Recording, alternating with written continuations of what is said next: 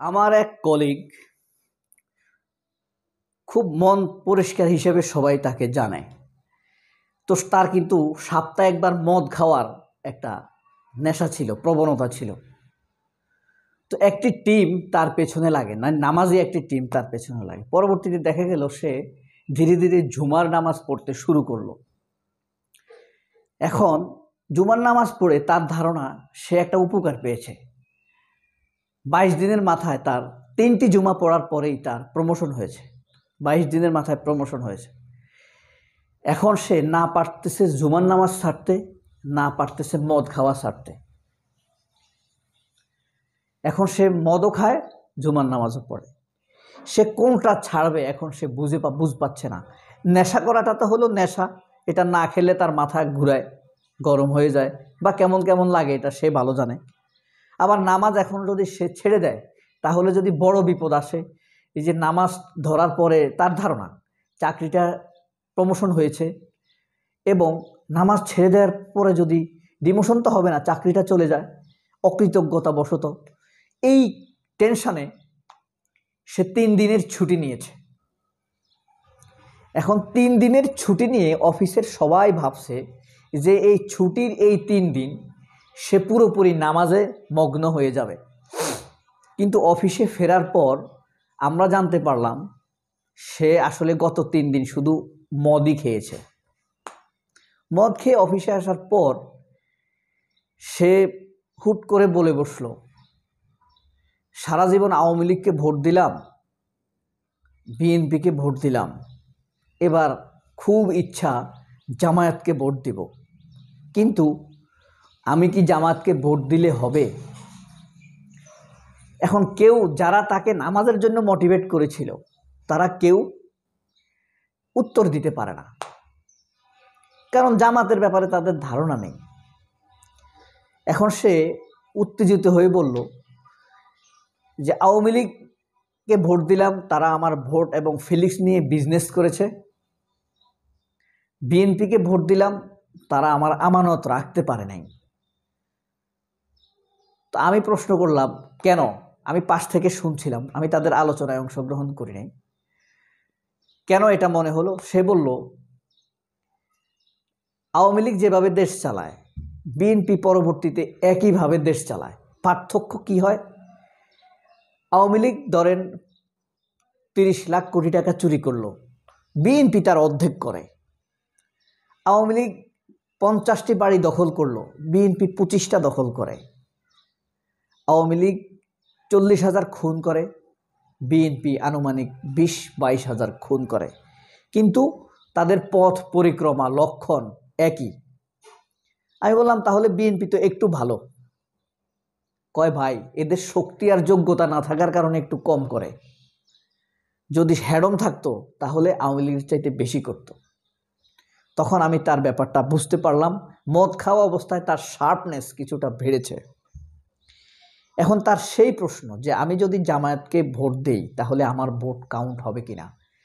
আমিও টেনশনে পড়ে গেলাম, বিপাকে পড়ে গেলাম যে মদখোর সমর্থক যদি জামায়াতকে সমর্থন করে তাহলে এই সমর্থন জামায়াত নিবে কিনা।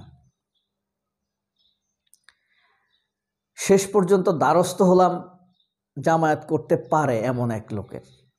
এই শফিকুল ইসলাম মাসুদ টাইপের এক লোক, ওই যে কুয়াকাটা অর পটুয়াখালী, নট শফিকুল ইসলাম মাসুদ টাইপের। তো সে বলল অবশ্যই সে সমর্থন দিতে পারে, ভোটও দিতে পারে। কিন্তু আমার প্রশ্ন হলো সে ভোট দিবে কেন? মদ খাওয়ার স্বাধীনতার উদ্দেশ্যে ভোট দিবে নাকি নামাজের স্বাধীনতার উদ্দেশ্যে ভোট দিবে? এখানে একটা কনফিউশন আছে না। মানুষ তো ভোট দেয় যে এই যদি ভোট দেয় আমার কাছে চাঁদা চাইবে না, এই দলকে আমি ভোট দেই যেন আমার চাঁদা দিতে না হয়, এই লোককে ভোট দেই যেন দেশে চাকরির বাজার ভালো হয়, তাহলে চাকরি পাবো, বা অন্যরা ইয়াংরা চাকরি পাবে, বা এই লোককে ভোট দেই তাহলে দেশে অনেক গার্মেন্টস হবে, উন্নয়ন হবে, এক্সপোর্ট হবে। এখন যে সে যে কনফিউশনে আছে, দেখেন সে কিন্তু মদ খাওয়াও ছাড়তে পারেনি, সে কিন্তু নামাজ পড়াও ছাড়তে পারেনি। শেষ পর্যন্ত আমি যখন তাকে বললাম ওই সাক্ষাতের পরে বা ফতোয়া নেওয়ার পরে, ফতোয়াই তো এটা, মানে রায় এক ধরনের বা সিদ্ধান্ত। ফতোয়া মানে তো একটা সিদ্ধান্ত, ফতোয়া মানে কিন্তু হাদিস না, একটা সিদ্ধান্ত।